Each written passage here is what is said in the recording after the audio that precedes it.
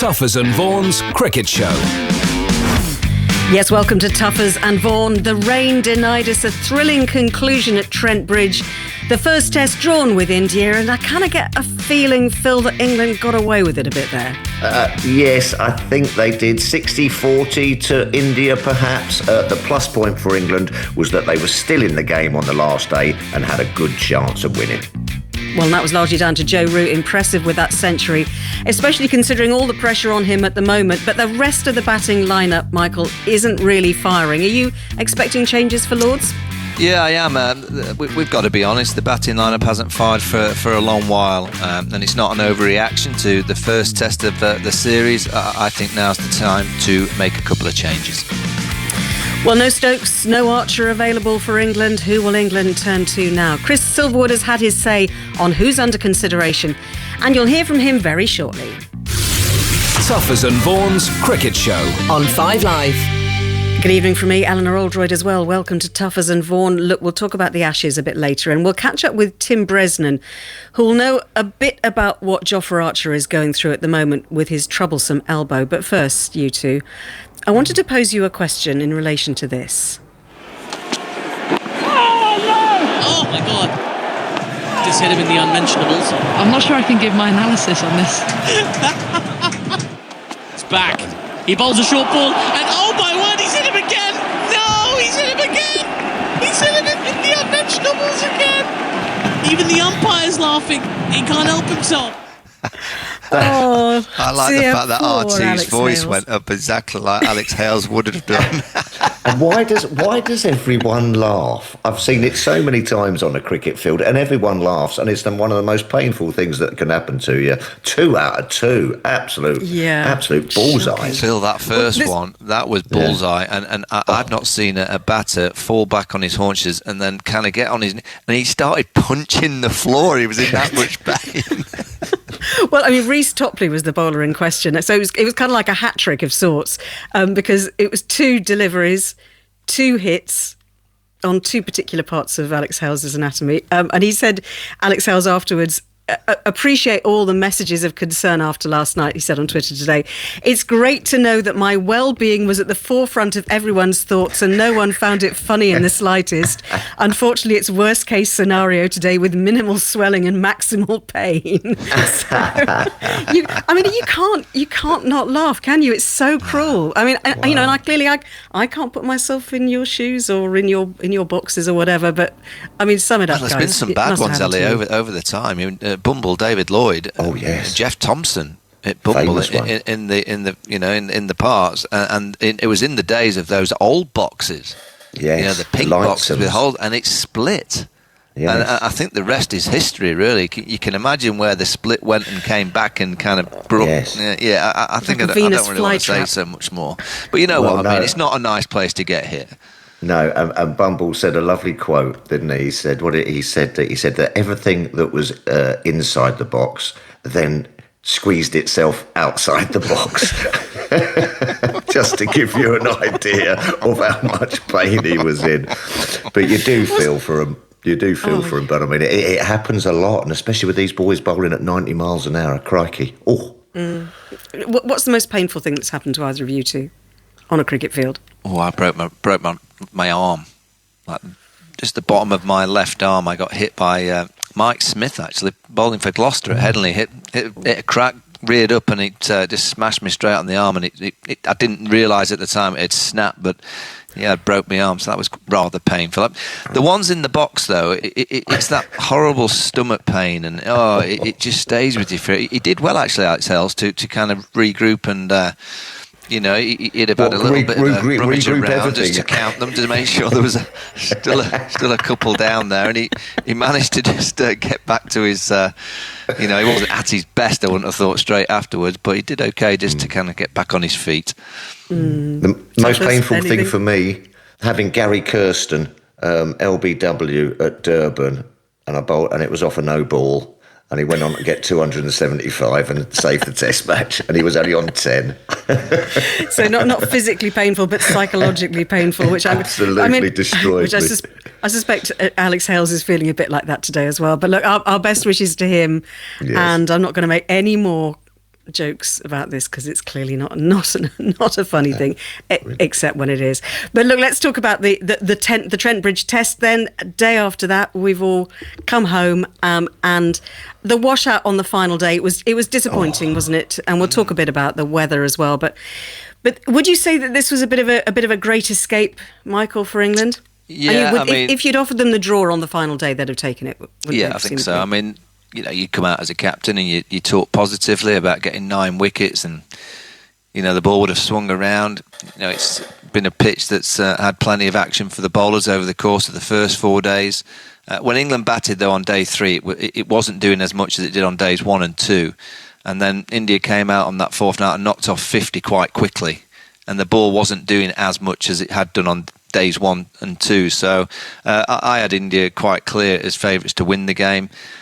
England, if you actually look at the team, Joe Root was exceptional. It's the best I've seen him play against seam bowling for quite a few years. His simplicity of technique, his mind, it was great to see the England captain playing in that fashion.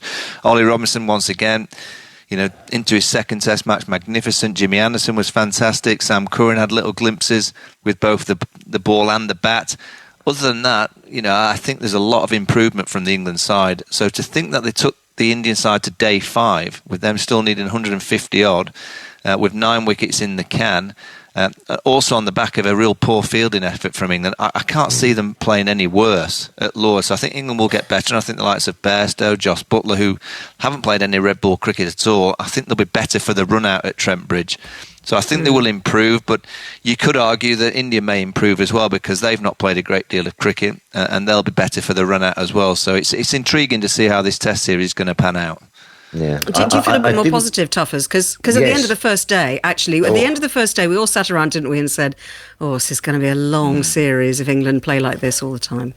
Yeah, it was nice to see some fight. Obviously, as Michael has said there, leading from the front, Joe Root. But it was just nice to see some fight, and I think also, when you first start a Test series, I think that England team will, and especially some of the more inexperienced players in that side, will be looking at that Indian side and thinking, "Oh crikey, we're going to have to play at the top of our game, and they're going to have to just be under."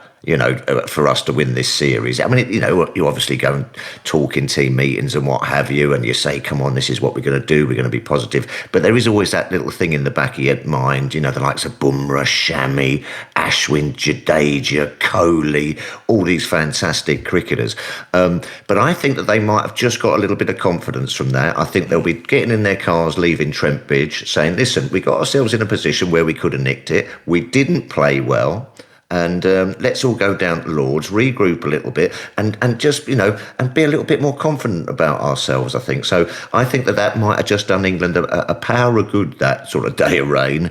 And because they weren't that far behind them in my eyes, and they are beatable, this Indian side. Just look at, how New Zealand turned them over down at in the Test Championship. But they've got a lot of work to do. Work to do. It felt like a week for me that England just could not lose. I think I'm absolutely with you, Ellie. After day 1 when they were bowled out, and then you go back to, Rohit Sharma and KL Rahul, 97 for naught they were. Yeah. And I think we were all thinking, wait a minute, this could be a disaster. England lose the Test match heavily, and then they've got 4 more to go on the back of what we're hearing about Australia. Jofra Archer's news hit us on day 1 that he's out for the whole of the year. There's Ben Stokes out of the team. Chris Woakes coming back potentially for the 3rd game. And you started to think, wait a minute, this could get quite messy. From that initial first day, and from them being 97 for naught, England actually fought quite well. They came back and showed a bit of character and spirit, which is a good kind of tool to have in your team. I think in the second innings when they batted, it's almost like that's the way that they like to bat England. It's almost like a one-day style mode that they've got a score to go for. So they had to kind of knock off the deficit, and then they could try and set India a target. And they played with more positivity. The pitch allowed them to be more positive because it wasn't doing as much at that stage. But, I've heard a few of Joe Root's quotes after the game about, finding the tempo and enjoying batting and the challenges. This England batting lineup just seems to enjoy that kind of opportunity to go out and score. It's almost like a licence to go out and play to score rather than in the first innings when it was doing a bit... Pressure. You know, there's a lot more pressure on, and you've got to play a different style of cricket, and that's when they're coming up a little bit unstuck at the minute. Yeah, I think you're spot on, Mike. I think it's the batsman's technique when the pressure is heaped on them, it just fails them a little bit, like that first innings. I mean, Bumrah bowled beautifully. I think he's learned a lot from that Test Championship as well, actually. I think he's bowled it a little bit fuller. He swings it round corners both ways. He's accurate. He's skillful. And he bowls at 90 miles an hour. You know what I mean? He is going to be a real handful for England. So they've just got to find a way of sharpening up their techniques when that pressure comes on. Let's talk about the weather for a bit, because, I mean, there wasn't a great deal that we could do about yesterday. And, you know, all three of us sitting there looking at our weather apps all day and saying, this is really not looking good. This is really not looking good. And there wasn't a great deal that they could do about it, because it just kind of soaked in, and then it just never really stopped all day properly, you know, to allow the pitch to dry out, or the outfield to dry out enough. But you felt, Michael, I think that a lot of unnecessary cricket was lost on day two. Yeah, I felt throughout the week, Ellie, even last night actually. You know, we were doing the TV on the outfield, and the wind was blowing, the sun was shining, and you started to think, wait a minute, if I was India, I would have been wanting to just play 20 overs and make that chase into a 20-over chase. But, you know, over the course of the week, I think we were doing TV, Phil, at around 6:15 on two occasions when the game had been called off. Bearing in mind, you can play till 7:30. And we were on the outfield and thinking, why aren't they playing? You know, Test cricket, Ellie, I believe, has to get out from its ivory tower. You know, and get into the real world of what's happening in our great game. Test cricket, we keep saying it's the greatest format. I believe it is. It's the one format that I wake up on a Test match morning with that tingle, because it's a Test match. Yet it's the one format that we try and do everything to not play. You know, the umpires, it's not their fault. It's got to come from higher up. It's got to come from the authorities and the administrators and the ICC and say, do you know what? We've got to find a ball that if the lights are on, we have to find a colour ball that we can play in all conditions. We can't have umpires going off when we've got floodlights at these venues and we're in the middle of the day sometimes and they're going off for half an hour because of the light. It's just not acceptable in this modern world of sport and entertainment. And, you know, I look at the covers and I think, you know, you go to Sri Lanka and they cover the whole ground. Now, is it the covers that we need to look at in the UK? Is we've got these venues now with so-called great drainages, but you know we're continuously kind of looking at the whole outfit and thinking, is there another way of covering the ground to make it that when it does start raining, we can get out there a little bit quicker? If there's been a T20 game or a 50-over game on two of those nights that me and Phil were stood there doing television, I will guarantee that they've been playing. But in Test cricket, it's like it almost has to be perfect. And I think we have to change the mindset of realisation that it doesn't always have to be perfect. It's just a game. It's 5 days. And you know what? You get a bit unfortunate throughout those 5 days. It might be a bit darker. It might be slightly damp, Ellie, just slightly. But you know what? Let's get on with it. But you say it's about Test cricket, and if it was T20, then they'd have been playing. But I mean, this happened in the 100 last night, didn't it? I've got friends who went to the Oval, and in the end, I don't think it was that rainy actually, but it was just the outfield was damp. There were some big damp patches on the outfield, and this is a new audience as well, and they're kind of thinking, well, you know, you've got to say, right, explain to people what's going on, surely. And it felt to me as well during the Test match that if you kind of understand why the decisions are being made, then you can kind of say, okay, right, I can see this is dangerous, or I can see that, you know, the ball is not going to be visible and under the floodlights if it's a dark red ball under floodlights, or it's slippery in certain areas. If you just got communication better, I mean, Tuffers, do you feel that they communicate well enough, the authorities, the umpires, or whoever? Well, no, I don't. I mean, we were wandering around Trent Bridge where we were sort of doing our commentaries and what have you, wasn't there? And it was sort of everyone was huddled in doorways and what have you, and then the sun came out and the rain had stopped and everyone was sort of up for it and everything, and no one knew what was going on. Everyone kept coming up to me going, oh, what do you think? And I was going, I don't know. It takes an age for the groundsman then to sort of wander out there, doesn't it? And then the umpires wander out there. Everyone's standing there on the balconies going, come on. Listen, we know that Test cricket, it's got to be as fair as it can be for both sides, but I agree with Mike. And what I don't understand is we've got these fantastic grounds, and they push the hover cover out, and then they cover the square, and then they cover the bowlers' run-ups.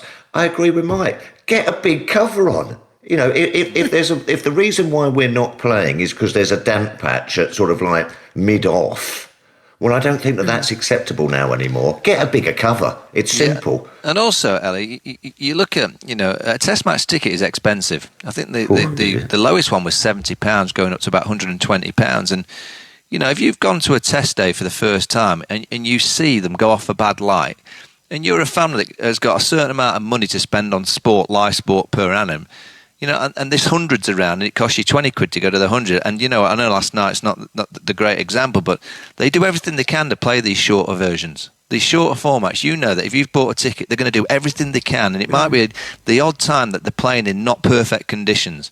So if you've got a pot of money that you're going to spend on live sport, what are you going to choose? And we all talk about we need to save Test match cricket, but Test match cricket has to save itself. So it has to do things to try and make sure that if you are paying, on day one again, we had 80 overs.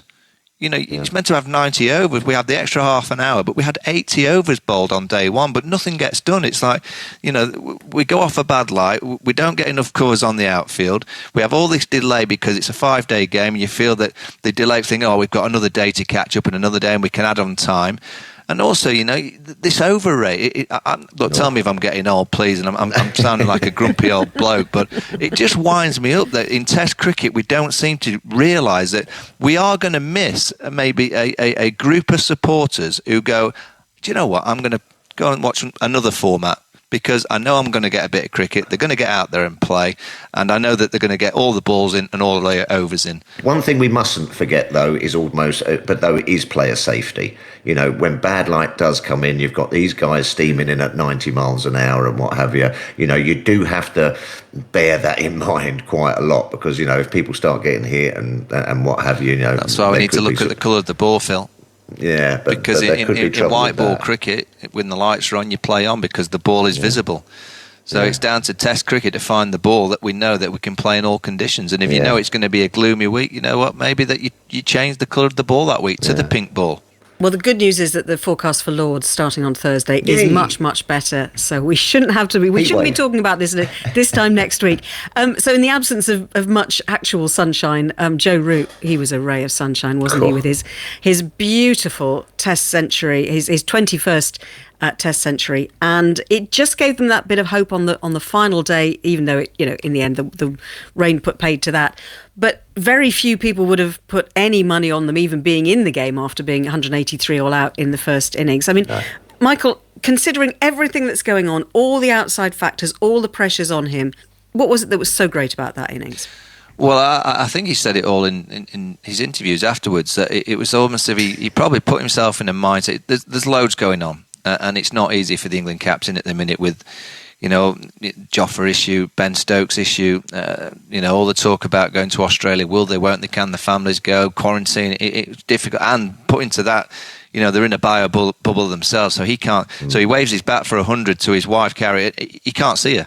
He's not allowed to see it, so he's waving his bat saying, I've got another century to his wife and kids, but he's not allowed to see them. So there's plenty going on for the England captain. But sometimes when you're in that kind of a little bit of a negative mindset away from the pitch, the best place to be is out in the middle. The best place to be is taking guard, and you're just facing the ball. And what he said in his interview, just enjoying the game like he used to play when he was 7 and 8. And I think that is the kind of the reminder to me that he has been under a lot of pressure. And there's a lot going on, because when you're saying that, you're going over that white line as a captain, as a batter, and you're thinking, I've just got to enjoy this. There's so much nonsense going on at the minute that the best place to be is out there batting. And the way that he played was purely down to his technique. His technique was back. If you look back at when he played against New Zealand, against the Seamans, he had this massive trigger movement, and it just didn't look right. He was all over the place, moving. As soon as he arrived at Trent Bridge, I think it was inside the first 20 balls of the first innings, I just looked to Aggers and I went, he's back. I can see his back. He's just got this simple trigger, just backing across, nice and side on, nice simple bat list, not this swivel, just nice and simple, playing nice and straight, great foot movement, picking up length quickly, and then busy between the wickets, hitting it and looking to run. That's Joe Root at his best. He's played so many great innings, but I would put that quite near the top because of the pressure that he's under and also if you look at this year in Sri Lanka, he basically completely held the team up on his own. Winning that first test in India, it was down to his double century. And that must be a huge weight, knowing that he's looking around the team thinking, well, if I don't get any, there's not, and he won't be saying this to his team, but he must think in the back of his mind, because we all think it, well, if Joe Root fails, who's going to get the big scores for this team at the minute? So a huge amount of pressure, and he's dealing with it brilliantly.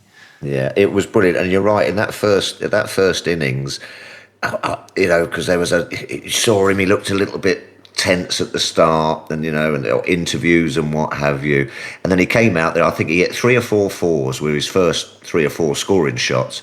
And you're right, Mike. I just sort of thought to myself, hold on a minute. He's looking to play a few shots here and get himself a bit of a kickstart. And I think it just got him into that rhythm. And that second 100 was fantastic. And I think a lot of the England batsmen have got to take a leaf out of his book there, because you do see, and I think we're going to go on to it a bit later on. This batting lineup, they don't look. Everything's a bit of a grind.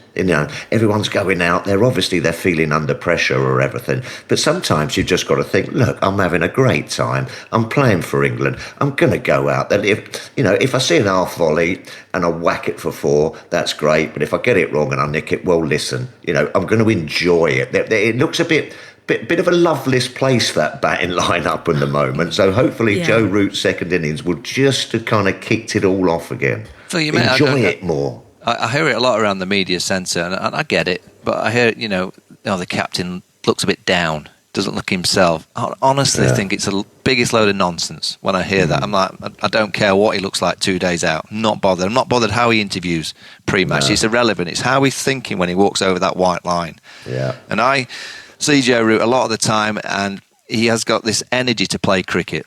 And he's happiest best when he's just playing the game of cricket out in the middle. Yep. And he may, I guess, be slightly grumpy now and again in an interview. God, he gives that many. He can't be like the smiley Joe Root all the time. So when I hear people say, he just wasn't quite himself, it really won't affect his play, because he's at his happiest when he's just playing cricket. The hardest part of being the England captain is the amount of opinions people have of you about how you are. I remember thinking back in the day when I was captain that people would write, he looked a bit... I'm thinking, I'm the happiest I've been.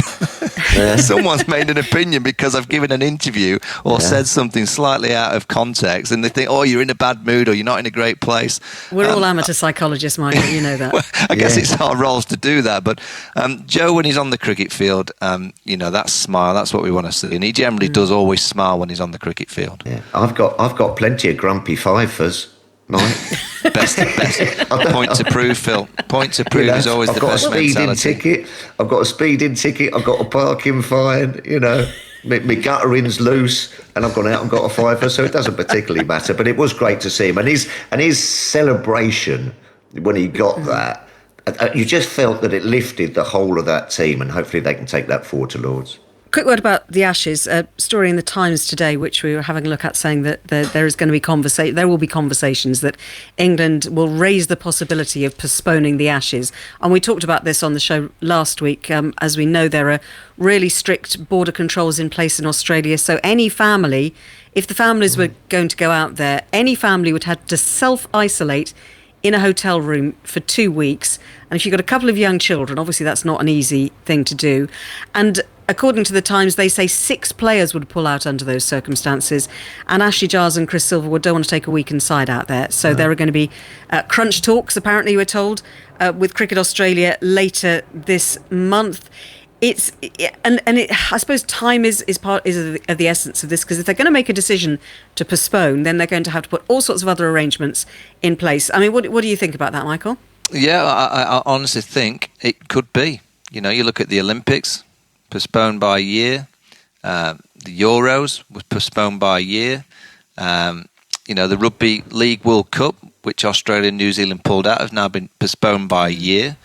I honestly feel that it could be the case. I hope it's not. I hope things can change. I hope the vaccination process that we've gone through, that the Australians will go through, can help and maybe put down that quarantine by a few days or so, which would make it a little bit easier.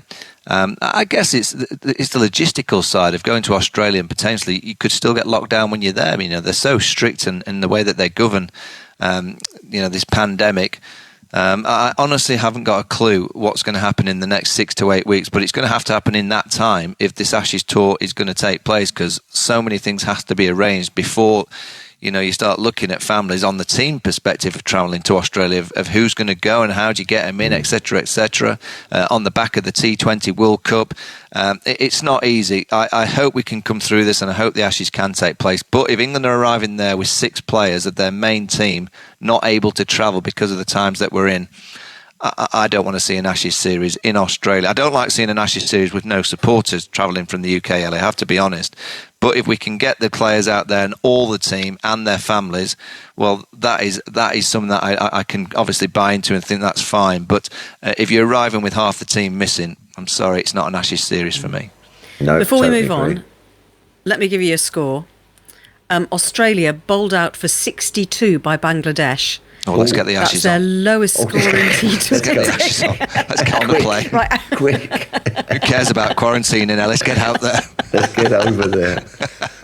62. 62 they were bowled out for. So Bangladesh take the series 4-1. Shakib Al Hassan took 4 for 9. It's not looking good for Australia in T20s, Tuffers, is it? But looking at that. Well, I mean, it must have been absolutely ragging. I mean, the nature of the game means that it's always going to be, there is that opportunity for things not to go your way, and it can happen very, very quickly. But they'll be extremely disappointed with that result. I mean, 4-1, bowled out for 62. That is not where you want to be. It's as simple as that. So they will be giving themselves a good, long, hard look. That's for sure. Great result for Bangladesh, though. I mean, they've got 7 players missing. We should say that the Aussies, ironically, we've just mentioned an England side potentially having half a team missing going to an Ashes series. Well, there's over half a team of the Australians missing from Bangladesh, and they've taken an absolute hammering. So Bangladesh in their own backyard are very, very difficult to beat. They're a tough team in their home conditions, but the Aussies have got a lot to improve upon in T20 cricket. I don't think they're a great T20 team, even when all their players are available. Yeah, we've done really well there, guys. Not much Schadenfreude in there at all. Let's move on. Let's talk about the second test at Lord's, which starts on Thursday. And England's head coach Chris Silverwood has been speaking today, and he confirmed that COVID protocols do allow them to bring in a player from outside the bubble, which sparked a lot of questioning about Moeen Ali. Well, I can say that Moeen's certainly a consideration for us. He's always been, part of our consideration. So that's something that Joe and I are going to chat about, obviously, when we get to Lord's and sit down and have a coffee and go through the potential 11 for Lord's, really, or the squad for Lord's. Yeah, I mean, we know he's a fine cricketer. He's showing fine form, obviously in the 100 at the moment. Appreciate it's a different format, but he's showing us what he can do there. So I think it's something that has to be in our mind. As I've already said, I mean, balancing the team without a Ben Stokes or a Chris Woakes, and when you got your sort of your 3 all-rounders there in the 2 I've just mentioned and Sam, it gives you options all round. Unfortunately, we found ourselves squeezed through circumstance recently that we haven't been able to do that. So we have to keep his options open. Tuffers, do you want to see Moeen back in the side, do you think? Well, listening to Chris Silverwood there, it does balance the side out. I do feel a little bit sorry for Jack Leach, who just seems to be travelling around with the England side. I see him there every morning bowling in the lets and going through his warm-ups and everything, but it just seems at the moment that they can't get a game. I think that he is the number 1 spinner for England, and so it's a tough time for him. But I make Chris Silverwood right. You just can't seem to squeeze him in the team. It looks unbalanced. So I think that Moeen Ali, because it will be, it's going to be a hot sunny test hopefully at Lord's. Lord's has been spinning spinning as well. You're definitely going to need to go in there with a spinner.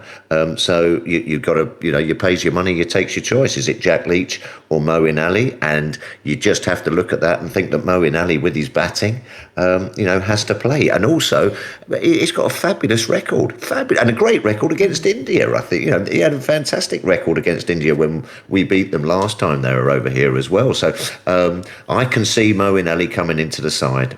Definitely. Do you honestly think from that interview that they'll call Moeen Ali up?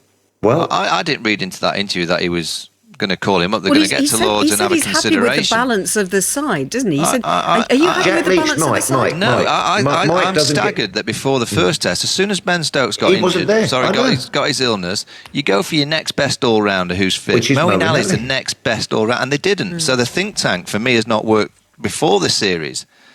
And it may be that they kind of get to Lords and see the pitch and go, whoa. I feel that the horse has bolted in a little way, that they've kind of missed the boat. And Jack Leach has had a tremendous winter. He's not bowled a ball for England this summer. Can they balance it with Jack Leach and play three seamers? Probably not, because you're on the back of a week in Trent Bridge, and Ollie Robinson, Stuart Broad, Jimmy Anderson, quite a few overs under the legs. Can they do it again a few days after? I think that'll be the concern for England, going with three seamers. So I think they will want four seamers, and the only way to get the spinner is calling up Moeen Ali. But you'd have thought, Phil, that they'd have worked that out before that, and they're not surely during the Trent Bridge Test match, and they'd have called Moeen straight into the squad. Yeah, they wouldn't even consider the 100. They wouldn't think, Moeen, get that 100 game out the way of Monday. You just call him straight into the squad to get him in the team, get him practicing, ready for the Test match on Thursday, wouldn't you?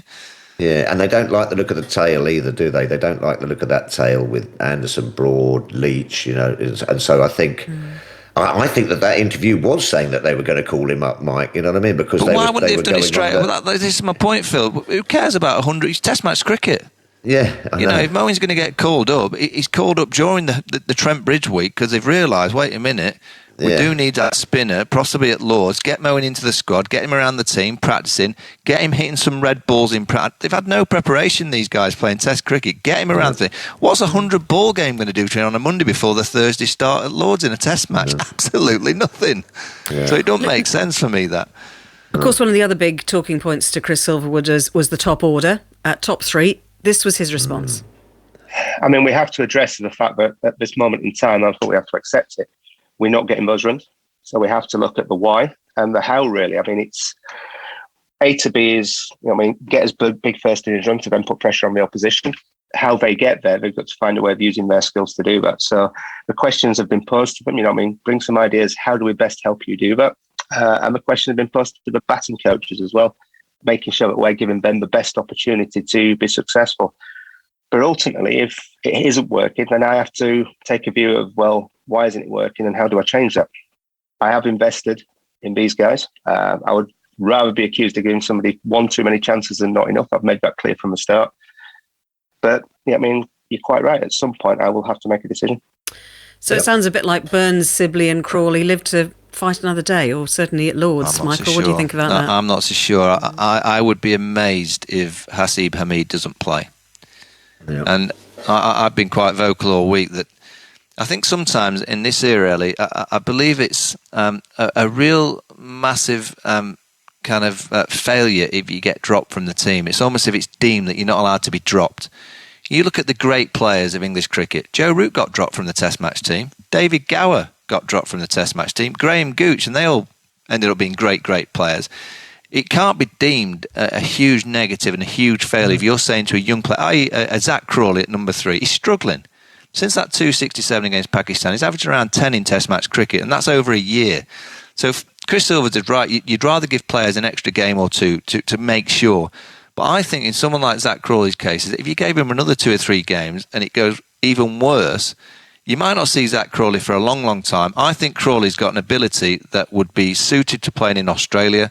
I would take him out of the firing lineup now, give him a breather, go and play a bit of 100, then go and play for Kent, get away with the likes of Triscothick and Graham Thorpe, away from the prying eyes of the Test, of all of us guys watching every single move. because he has got some technical changes that he needs to make, and you can't do it out in the middle against a team like India. You're better off away from the system for a while. I look at Dan Lawrence, very similar. The first 20 balls that Dan Lawrence plays in Test cricket, Phil, we've got to be honest, that it's hard because he's all over the place. Yep. His technique's not looking after him for those first 20 balls, so he needs to go and iron that out. There's two players that I think has got a ceiling that we could see they could come back and be very, very good players. Dom Sibley, for me, at the top of the order. I've seen enough of Dom now to suggest that we've seen his ceiling. I'm not seeing a great deal of improvement. I personally would have gone Hamid to open. I'd have SOS David Malan to come in at 3. Ollie Pope would replace Dan Lawrence. I'd change 3 players for this Test match. Yes, people say, "Oh, that's harsh," and it's not harsh if you look at the last year of Test match batting. They've just not scored enough runs, and sometimes younger players. Again, you go back to Joe Root. He was taken out of the firing lineup. You go away, you work on your game, you work on your mindset. You're away from the pressure zone of what it is at Test match level, and you come back better the next time round. By throwing them out there week in, week out against this kind of Indian side, I think it's very, very difficult. So I would make 3 changes for the Test match starting on Thursday. It'll be Pope for Lawrence. I'd bring Malan, which is not going to happen, by the way, because I haven't heard his name mentioned, but that's what I would do. And I'd put Hamid in to open the batting. That'd be my 3 changes. As Chris Silverwood has said there, the time is coming. The time is coming to make the changes. I played in an era when there were a lot of changes and it didn't particularly help anyone. But even though sometimes, you then do feel you come back, and I totally agree with Mike, crikey, O'Reilly, I've been dropped a million times and people have been dropped and come back. It's not the end of your Test career if that happens. I think a lot of people now do sort of think that, and it's just not the case. I think that they'll probably go with perhaps Hamid, or not, I'm not sure. But I would be tempted just to say, right, listen, go and enjoy this Test match. Free yourself up a little bit, because listen, if you get runs, you get runs. And if you don't get runs, well, listen, you're probably going to be moved on, but it's not going to be forever and anything. So do it your way. Go out there and deliver for me. Get me some runs. Show me what you can do without all this baggage on your back and what have you. And you sort of live by the sword or die by the sword. I'd give them one more go. What about the bowling attack, Tuffers? I mean, we've mentioned the possibility of Moeen or Leach, but what about your seamers? Do you want to see Mark Wood back in action? Do you rest either Broad or Anderson for this one? I don't think you're going to have to rest one of them if you play a spinner, obviously. Well, yeah, I mean, Ollie Robinson, fantastic. Just looks the finished article to me. I mean, line, length, tall, bounce. He has that ability to get the ball coming up past the sort of splice of the bat when these very good players are pushing forward. That's a skill to me. That natural length going past the outside edge, and I think you have got to play Broad and Anderson, haven't you, Mike? I don't know. Definitely, yeah, I would. You've got to play that. You've got to play your 1,000 wickets, haven't you? Even though I thought Broady was a little bit off the pace at Trent Bridge, he usually sort of. I think sometimes Broady needs a little bit of something just to get going and get on that streak and get himself motivated. Not motivated, but just get himself into rhythm. So I think those 3 bowlers stay the same. Well, you got to, if you brought Moeen Ali in to bat at 7, Butler goes to 6. You then have Ollie Robinson at 8. Then you have Anderson and Broad, and Sam Curran's bowling just looked a little bit ill-affected at Trent. His batting was good, but you could then bring in Mark Wood. So then you have one pace bowler. Again, you look at India's tail Mark Wood wagged. At Lords, though, Mike. Mark Wood pace at Lords. though, Phil. You look at the wag, the tail wagged for India. That's been a real problem for England for a while. A lot of these teams seem to find a way of getting more runs at 8, 9, 10, 11 against this England attack because it's all very samey. It's all very, 82 miles an hour. There's no real feel. You know what it's like as a tail end. If you've got someone running in ball at 90, hanging around for long.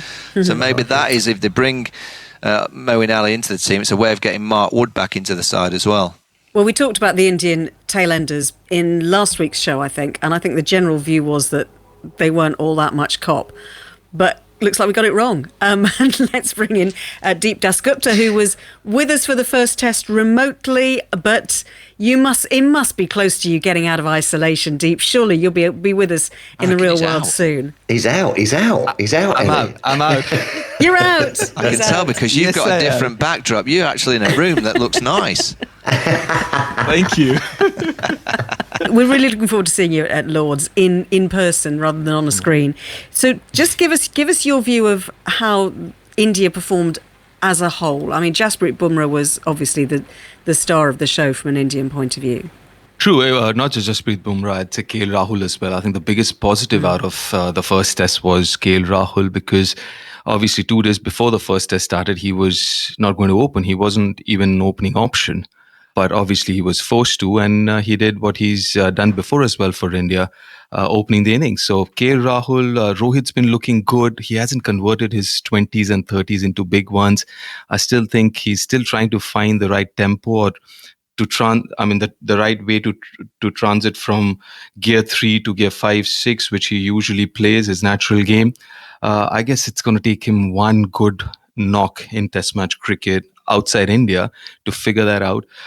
So I think overall was really positive. The bowling effort, definitely yes, but India's bowling has been spot on last couple of years, to be honest. So I'm not surprised that bowling did so well. Bumrah just one-off game in the WTC finals. Apart from that, he's been brilliant ever since he's made his Test match debut.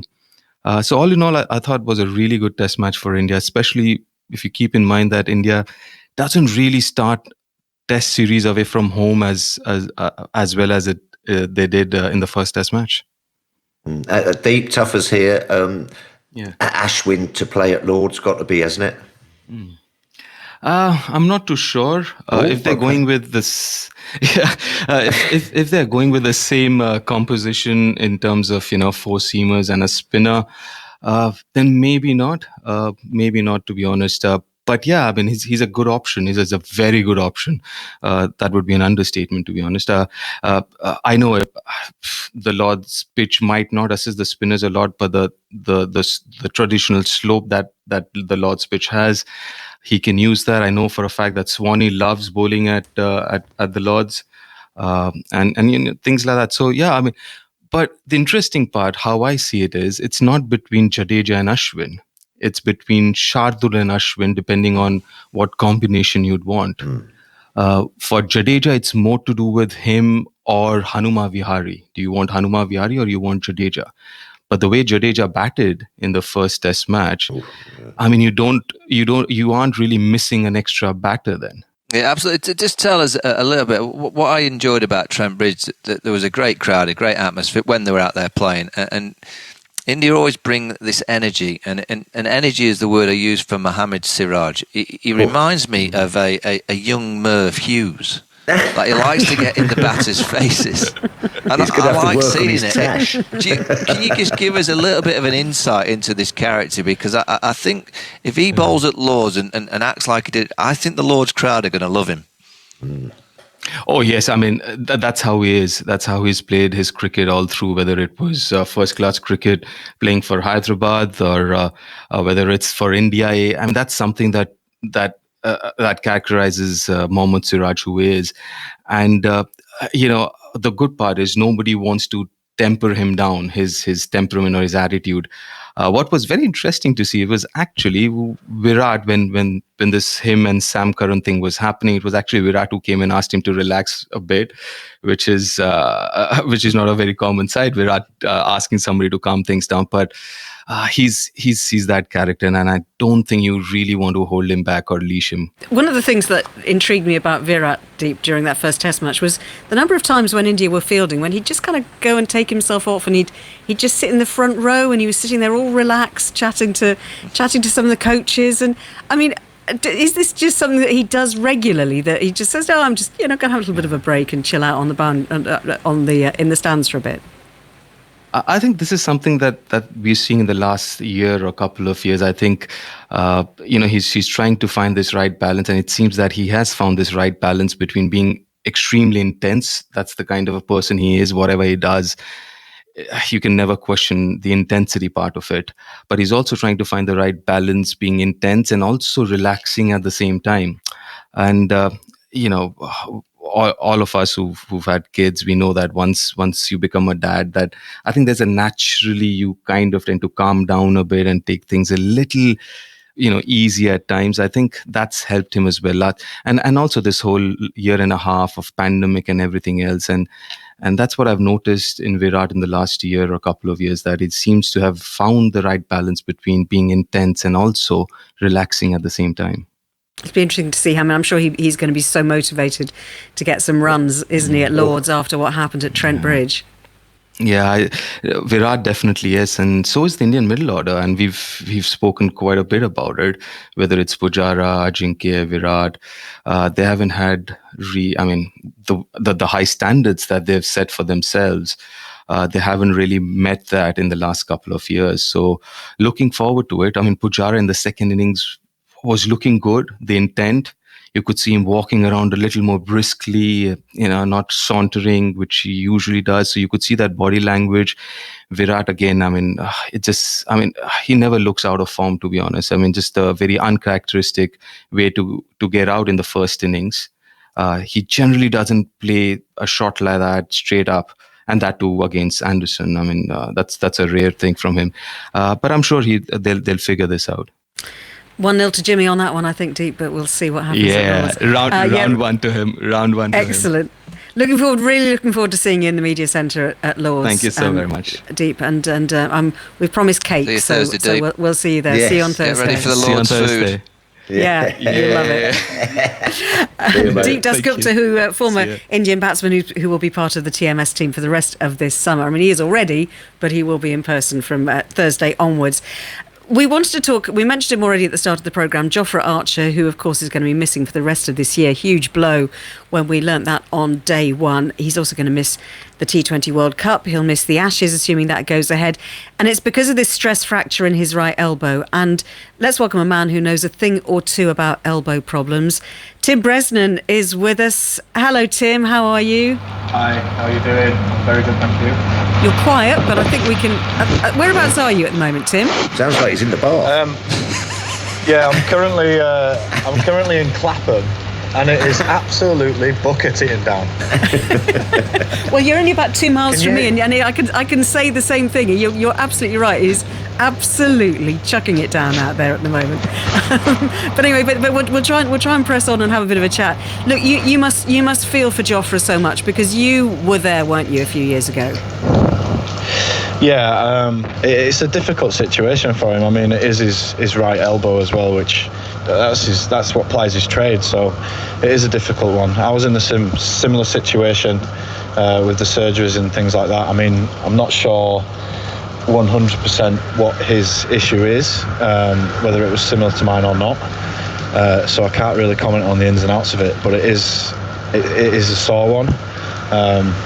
And the advice I'd give is not to rush back, because I think that's the mistake that I made. I tried to rush back, when you're in and out of the test team and stuff, and you finally get on a run and got your place cemented, and then you have a really bad injury, and then you watch other guys come in and do well and, potentially take your spot. I think, that's what really got me thinking and wanting to get back as quick as possible, and I rushed it, and then ended up with another 2 surgeries. So yeah, it's a tough one for him. Brezzy, Vaughan here. Hey V, how you doing? I'm all right, mate. Just tell us, were you ever the same again after those operations? Not to put, grey skies over everything, but no, I wasn't. And you probably know that as well. Everyone was, had their own opinions on what I was like and what I came back as. I'd lost my zip and I'd lost the ability to bowl, 90 miles an hour. I just had to, get wickets in a different way. And it did sort of knock my confidence for a little while afterwards. And it's never been the same since. I mean, nowadays, it's a lot better than it was a couple of years ago, but it's still not the same. It still hurts every day, and, you get to the point where you just think it's affecting me now mentally rather than just physically. And Brez, we're in an era now that you can bowl 20 balls, 4 overs. Going back to when you had those decisions to make, if you were making the decision now in terms of what you were feeling at the time, would you kind of just focus on playing T20 cricket, or would you go again and try and play the longer format? Yeah, I think in hindsight, that would have been a way to go. But I always thought that it would be fine. You know, I always thought that my elbow would get back to what it was, and it never did. But you know, if I'd not tried, then I think that's what I'd have been regretting. Whereas now, I've got no regrets. You know. And I suppose the positive is that you're still playing at the age of 36, aren't you? If you could sit down with Jofra now, what would you say to him? I have actually been in contact with Jofra. Sort of Danny Briggs, who signed for the Bears, start of this season, sort of put me in touch with him, as he wanted to pick my brains on what it's like, and he didn't give me too much details. I just told him the things that really worked for me and what I wish I'd have done from my first operation to my third operation. I suppose I just tried to pass on the mistakes that I'd gone through to get to the sort of outcome where I am now, able to do what I can do. I think I'm right in saying that the whole country's behind him. We want a fit and firing 100% Jofra Archer back in the England side as soon as possible, but I just hope that he takes his time with this one, because it's, you know, elbows are quite funny. You know, there's not actually any specialists. Funny, yeah.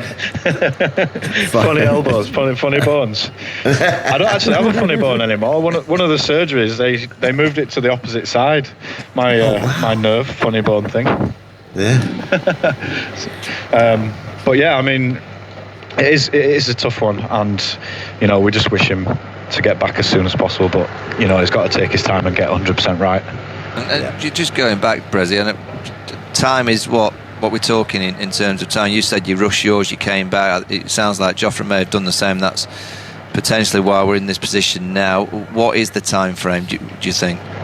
Well, I'm not speaking from any medical background, so I won't be able to say for sure. I mean, it's just when he's ready, I suppose. Like, he's going to be around for a long time, is Jofra, if he can get himself ready and fit, and that's what he needs to sort of think on, rather than, you know, someone's taking my place, which I was thinking at that time.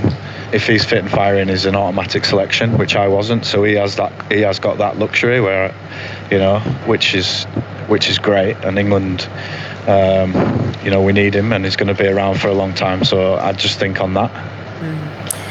Final word from you, Tim. How are you enjoying the 100? You know, I'm enjoying watching it on TV. My kids are well into it. They've got all the merch, and well, they call it merch, but it's, you know, a t-shirt and a bottle and sunglasses, but it's all this YouTube generation that calls it merch. So yeah, they're absolutely loving it, and you know, I sit with my wife on an evening and we watch the games, and it's good. It's great, entertaining cricket. Whatever you think about the 100, you know, it has been entertaining. So there is that. I mean, I was quite sceptical at the start, and I think quite a few people were, but you know, I can say I'll eat my words. I think it's been quite a good success, especially, you know, promoting the women's game as well, which I think is probably the biggest success story to come out of this. But Brezzy, we all think you should be in the 100. Yes, absolutely. You know, we can't really? believe Sign you're him not up. in one of the franchises. Make sure he's got a contract. for Poster next year. boy, you should be over all the billboards, you name it. I can't believe you're not. There's one issue where so when I signed for Birmingham, when I signed for Warwickshire, Paul Fabris was like, well, what do you think of the 100? I was like, well, you know, yeah, I'd obviously love to play in it, but I think my wife would like a summer holiday with the kids. So he's like, okay, well, if you don't get picked up, that's fine. You don't have to play any of the 50 over stuff. We'll blood the youngsters, and you know, you can have a bit of a break. You'll probably need it by then anyway. So then, when I didn't get picked up, it was straight onto TripAdvisor for my wife Hannah. So yeah, we've been, and we've come back now, even though the plans were slightly changed because obviously COVID. So we ended up with a couple of staycations, which actually went all right. So, but you know, I think I would love to play in the 100, and I think, you know, I've still got a lot to offer, as even though I still can't bowl 90 miles an hour anymore. I'm like that wily old pro that you used to be, V, when you were playing with me when I was 16. Did you ever bowl 90 miles? Can I bring this to up? Did you ever bowl 90? Google it. I'll see you on YouTube. Yeah, get on YouTube. Test debut, Lords. Look, I can't comment whether it was a dodgy gun, but you know, it's out there. That's where it is. It's out there now. Fantastic to talk to you, Tim, and you know, look, great to get that insight from you as well. But you know, take care, and we'll hopefully speak to you again very soon. Yep, hopefully, guys. Catch you later. Cheers for now. Cheers. Cheers. B. Have a good one. I'm going to go get dry. Yeah. He's absolutely soaked wet through. Oh dear, Tim Bresnan joining us from an absolute downpour. Former England and of course now Warwickshire player as well. Quick word about what Tim was saying about Jofra. I mean, that's great that they're talking actually. That he's that's great. Been on the phone to him and given him some insight. Yeah, I really like that. The fact that you know they've kind of branched out and having a conversation. It just clearly it's time, isn't it? Joffrey's just got to take as long as it takes to make sure that next time he's bowling, you know, will he ever bowl not paying 3? Probably not. But you know, he's just got to give himself as much time as possible. All the experts will be telling him, you know, and hopefully giving him the right advice. But if it takes till this time next year, and from then we get a few years out of Jofra Archer, well, let's go for that. Yeah. Final word about the Test match starting on Thursday. Tuffers, going to see you at Lord's. How's it going to go? I think it's going to be, well, Lord's Test matches are just fantastic, aren't they? I think England have got to get some runs. It's as simple as that. I don't know. I think India might just nick it. I'm going to go with whoever wins the toss and bats is going to win the Test match. All right, I think it's going to be a decent wicket, and I think runs on the board. You should get the best opportunity batting first. And I don't know. I think England would have gained a little bit from Trent Bridge, but maybe India have gained a little bit as well. So 4 Test matches, I think we're in for a classic. I really do. Yeah. I still have India slightly as favourites, but something happened at Trent Bridge that England have managed to just get away with that draw. And it might be that they can create a little bit of that momentum going into the second Test.